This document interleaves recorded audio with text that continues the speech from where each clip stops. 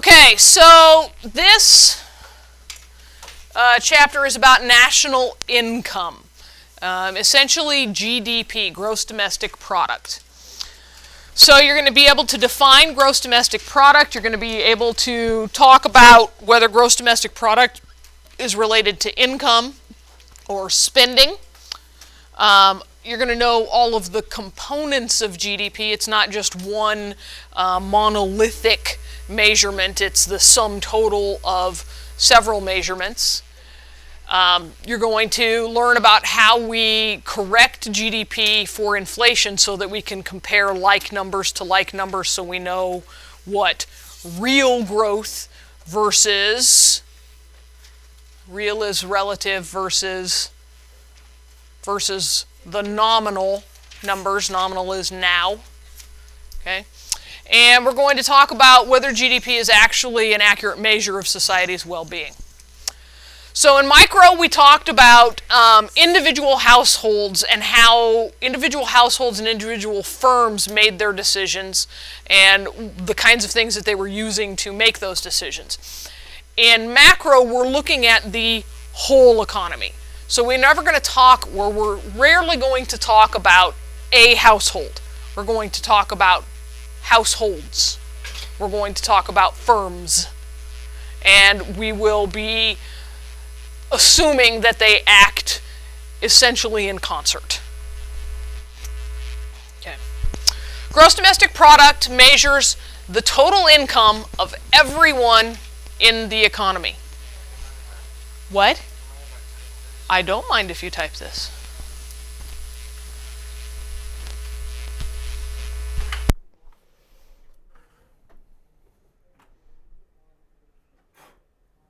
So if you go to the website, you can actually download this, and most of it will be there. Right, KK? It's all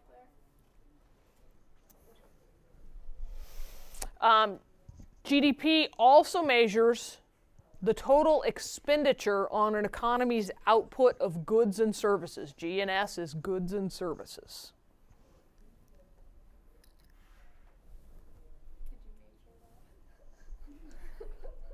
Did I say it wrong again? Yeah. I actually practiced over break. Measure. Measure. I don't mind measuring. Measure. Measure. Is that right? Yeah. And the way I've always said it is measure. Measure. Measure. I think you guys learned it wrong. Okay. Now we have to operate on a fundamental assumption that essentially there is no leakage in the economy, that income equals expenditure, that everything you take in goes out. There is no weight gain per se. The economy doesn't retain fluid. Okay.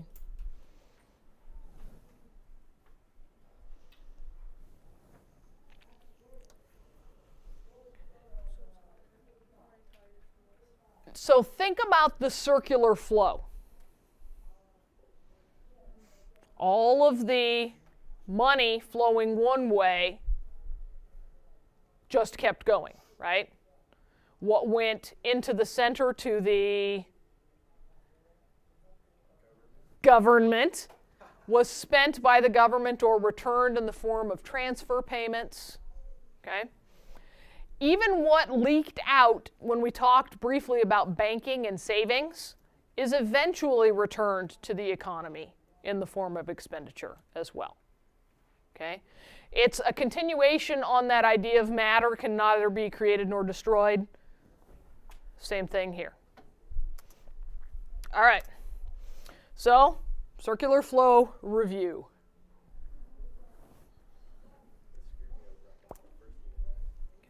What? It's a pretty big concept, yeah. So when we look at the circular flow in terms of macroeconomics, we're looking at overall spending in an economy, overall production of goods and services in an economy. So you've got your factors of production, the inputs, labor, capital, land, natural resources, and what did we add? Entrepreneurship, right? and then the payments that come back in exchange for those. You get wages in exchange for your labor. You get rent in exchange for your land. What do you get in exchange for your capital?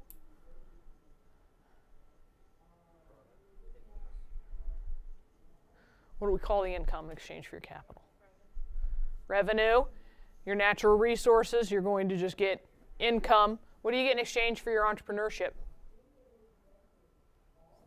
Profit. You get a share of the profits. Or, in the event of a failure, you get negative profit or losses. Okay? And if you are investing financial capital, what do you get? Interest. Interest.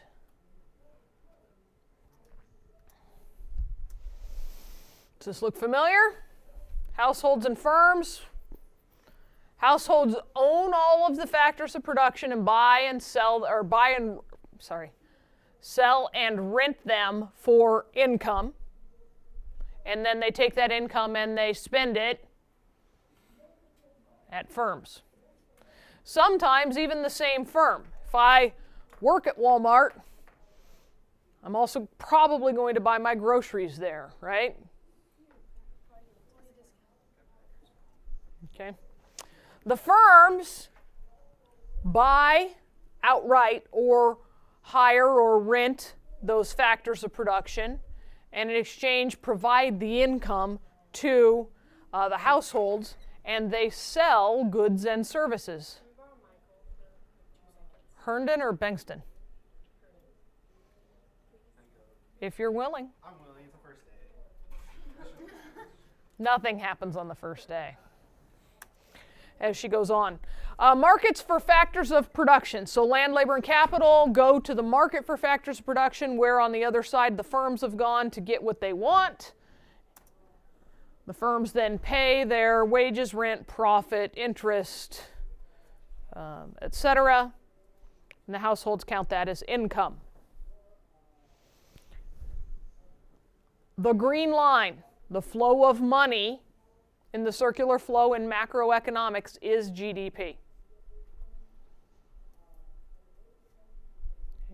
So when we talked about centripetal force as relates to the circular flow, and if we can get the money flowing faster, the economy is expanding, that will mean that GDP is increasing. Okay, on the other side, we've got the market for goods and services. Households go there to spend their money, which counts as revenue for the firms. That's also GDP. And what comes back the other way in the red arrows? Goods and services buy goods and services. Cheated. I have it in front of me. Why'd you say it wrong? She didn't. She just read it right to left instead of left to right. She spent her Christmas break learning Arabic. Oh, I see. I am Arabic. Isn't that good? And you're just going back on Yes.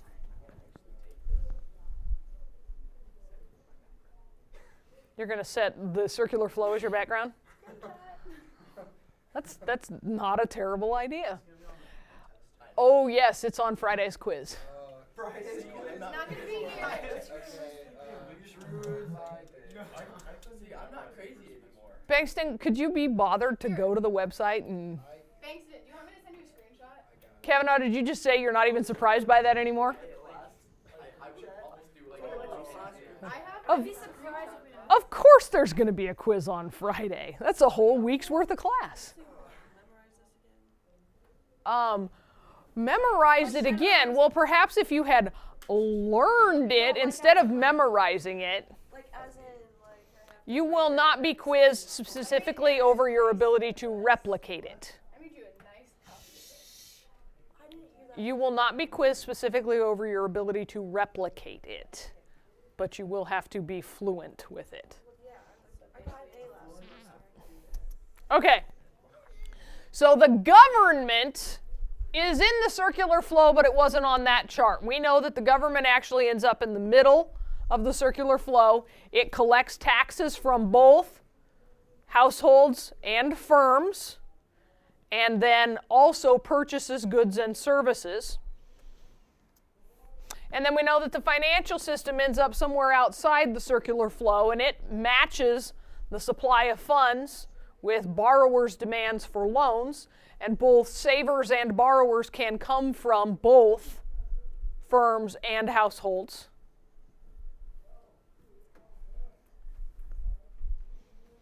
We will actually talk in the later part of the semester about how money is created. Not how money is printed, but how money is created through the financial sector. And that is different. Remember how we always use vocabulary differently in this class? The creation of money is different than when you think about making money. Different way to think about it. And then outside the circular flow is the foreign sector. When we include the foreign sector, that's where GDP gets messy if you think about the circular flow being a closed system and income equaling expenditures. When you include foreign trade and the fact that we do not always export as much as we import, then you have to look at negative impacts on your GDP. And that actually factors in quite a bit. Okay? We're also going to talk about foreign currency exchange. All righty, ready? Well, moving on anyway. All right, definition, GDP. You should write this down, word for word.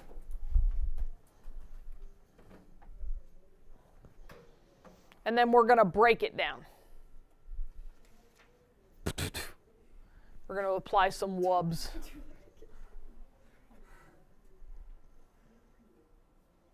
The economics dubstep to the GDP. You said DWL to somebody? I'm gonna be a wrestler. I was like, yeah, your name should be Dead weight loss.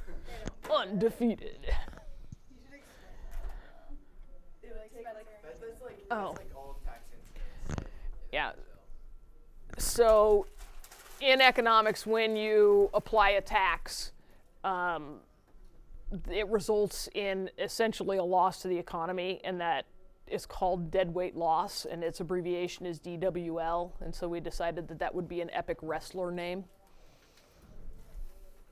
DWL, ready to bring his incidents to bear. His enemy could be like Tax cuts. Oh yeah. Well, I think DWL would battle Congress. All right, ready? Okay, so market value is the value of all goods measured in the same unit. So in the United States, the market value of all goods is measured in dollars. Yes. Dollars. Now, what about things that don't have a market value? What do we do with them when it comes to GDP? What kinds of things don't have a market value?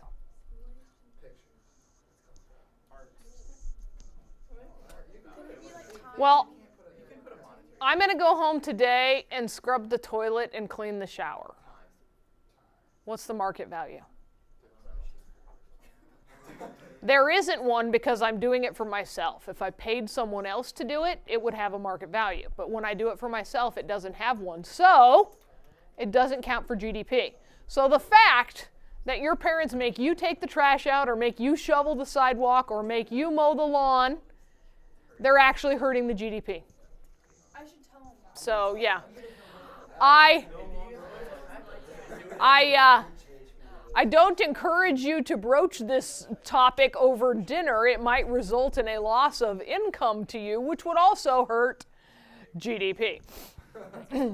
So things that you do for yourself. Anybody have a stay-at-home mom? Yeah, she's hurting the GDP. By providing the health care, by providing the child care for you instead of hiring a nanny or sending you to daycare, she actually cost our economy all of that money. Yeah. She was hurting the jobs market too. So thanks a lot, Mom, for being there to raise me. Well, wait. What the heck? Nannies are the way. I know. When the wealthy quit hiring wet nurses to nurse their babies for them and stuff, that hurt GDP. A wet nurse is someone who has just had a baby herself and is hired to nurse a stranger's baby for them, because some women were too good, too ritzy to. Yes, nursing means. You had breastfeed because don't that hurt? I don't have kids, so I can't help you there. Perhaps you should ask that. What was that movie? There's a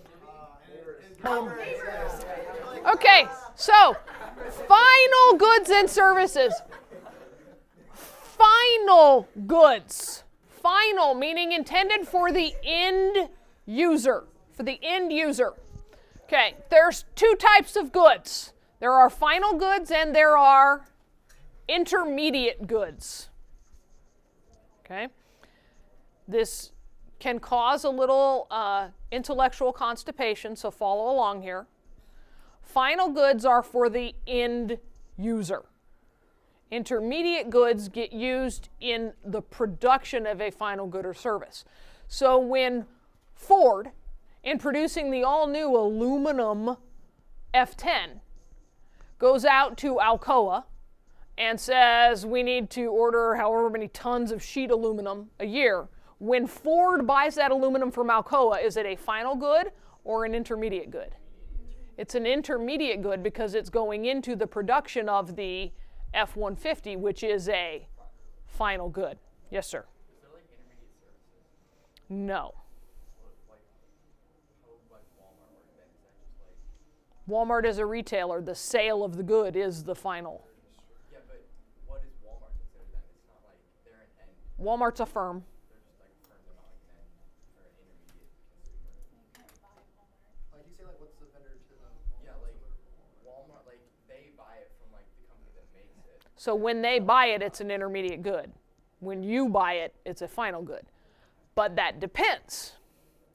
Because if you buy it to make food for your family, it's a final good. But if little Davy Kavanaugh buys chocolate chips and flour and sugar and butter and brown sugar, and he makes chocolate chip cookies and he sells them at a bake sale with his lemonade stand, then all of those things stopped being final goods and became intermediate goods because the cookies he made were final goods. So, as is painfully so often the answer, it depends. Cookies. And that's recorded, so you can go home and cut that out. Yay! God, like that one All right. time when you started doing all that. So,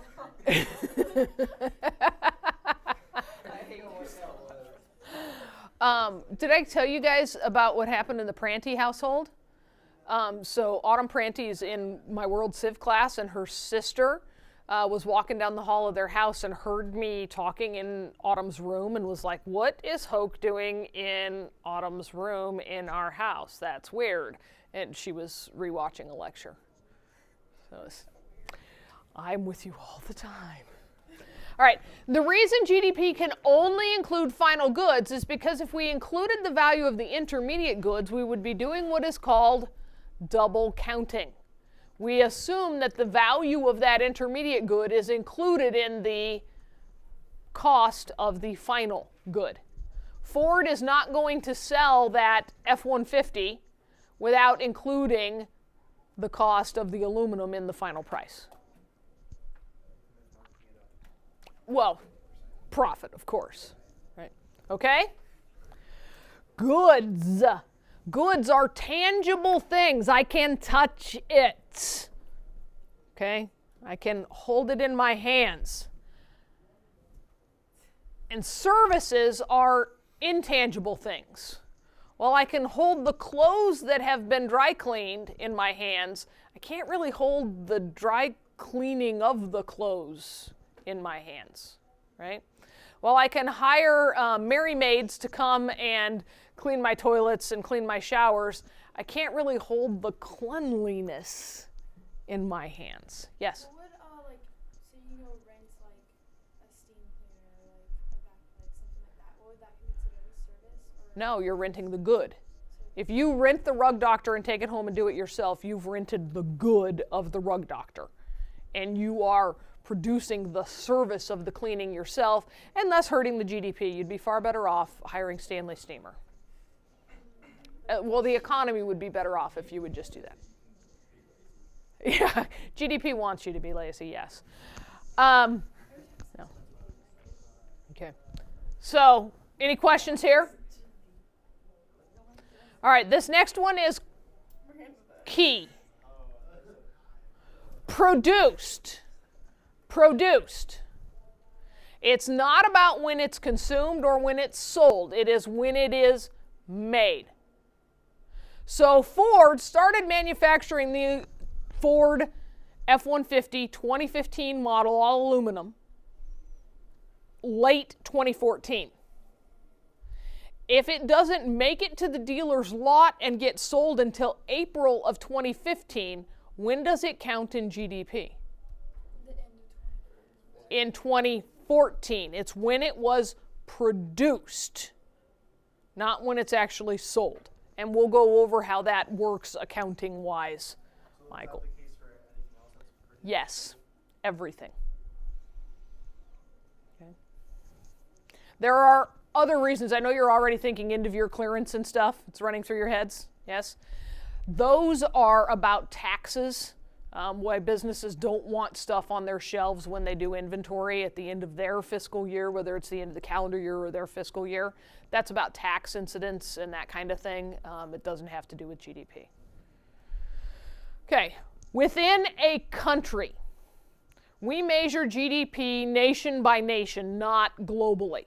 And so where that final production takes place, that's where it counts for GDP. And we play some games with this. Because of trade laws and those kinds of things, a car isn't a car until it has all of its parts. So my dad gave us a GMC truck a few years ago, and I opened up the door, and it was manufactured in Canada, right across the border.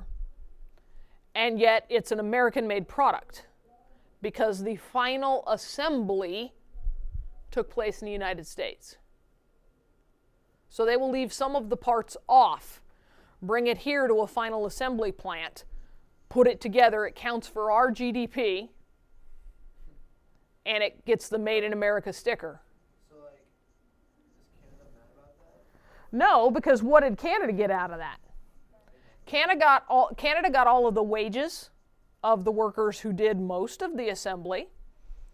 And if the products that were put into it were made by Canadian manufacturers, they got all of that.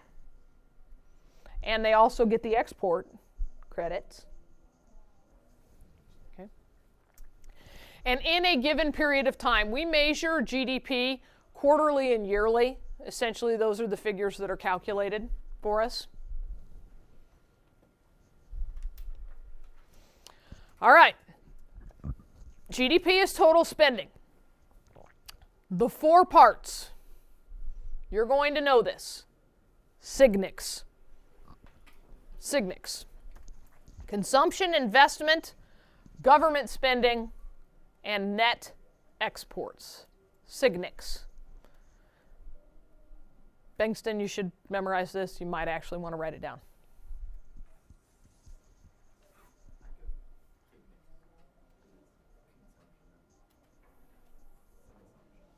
Okay.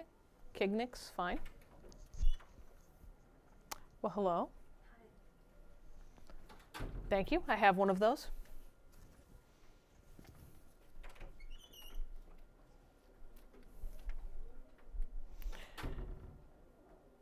GDP actually has its own abbreviation. GDP is Y, because that makes sense. That's why.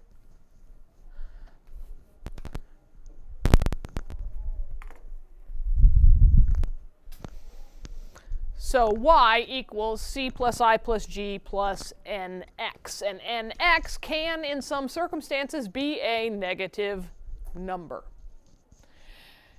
If you are ever in a circumstance where C or I or G is a negative number, you have big problems.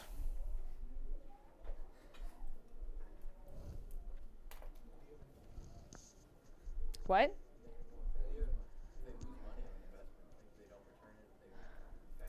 Everything goes bankrupt. People don't have any ability to consume, or nothing's being produced to consume. The government is in default.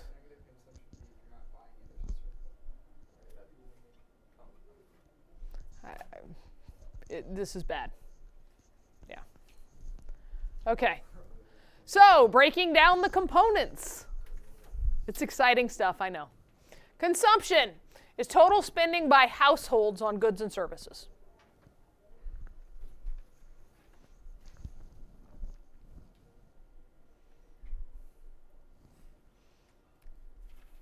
And there's a catch.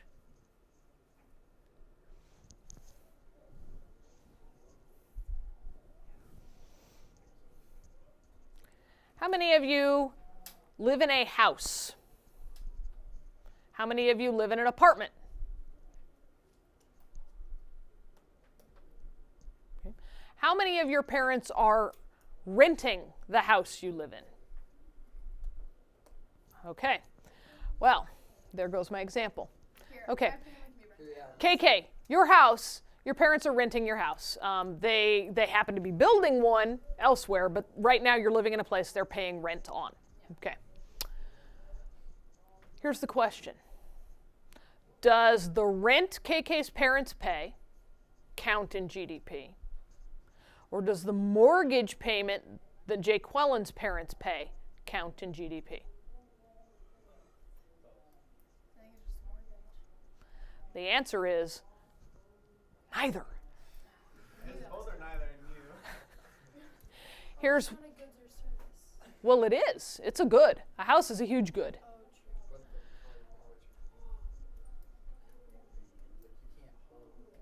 Oh, but you can hold the house.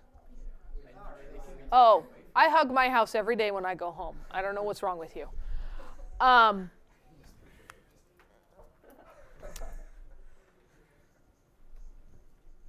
Here's the trick. It costs you money to live somewhere, right? I misled you earlier. No, it's not like the trading with Omega. Everything Omega spends counts for goods and services. KK's rent payments do count for goods and services because they are income for her landlord. But the mortgage payments are income for the bank. No. All right. Work with me here. The rent payments count to consumption. But if you own your home, it doesn't count for GDP. Or if you are buying your home, it doesn't count for GDP. Because when was the house produced? A long time ago, right? Mine's 1979. My house counted for GDP in 1979. Anything I spend on it now, in terms of acquiring total ownership of the house, no longer counts for GDP. It was already counted in 79.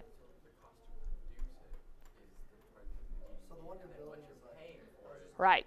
Now, when KK's parents finish that house they're building in April, its value at the time it's finished, whatever they pay for it, whatever they sign up for on the banknote, is counted in 2015's GDP. And they're going to stop making those rent payments, which counted in GDP, and the whole house value counts. So if we counted all of those mortgage payments along the way, we'd be double counting the house, and counting the house worth way, way, way more, because mortgage payments also include interest, and a lot of times something called mortgage insurance. Okay. So when we look at homeowners, what counts for GDP in what you're paying to live in your house every year is the implied or the assumed rental value of that house. It's as though you are paying yourself the rent. You are the landlord and you are renting from yourself for purposes of GDP. Okay, think back to the factors of production. What is a house? It's a capital good, right? You are renting your home either to someone else or to yourself. It's a capital good because it's expected to be there and last a long, long time. So when you buy your house from somebody else, When you buy your house from the... you're just paying the what? Yes. Well, now, this is so messy. When KK's parents buy the house that's being built, its value counts for GDP, and we're going to guess at what the rental value is and count it at GDP each month when they pay for their house. When they resell the house, is that a new good? It's used. Nothing you buy at Goodwill counts for GDP because it was already counted in the year it was produced. Weren't KK's parents paying about the same people that bought it from them? I don't know. If I were going to own a rental property, I would want to make at least enough on the rent to cover the payment, the insurance, put some money aside for upkeep, and wouldn't I want a little profit in my pocket? But if you build a house for like $200,000, If you build a house for $200,000, you're not going to rent that house. no, but like then you go to sell it, and then you sell it, I don't know, without the same thing, then where's all Oh, good heavens. If you sell that house for the same amount and you do so years later, you've got a problem. You're what-ifing. We're done for today. Never what if.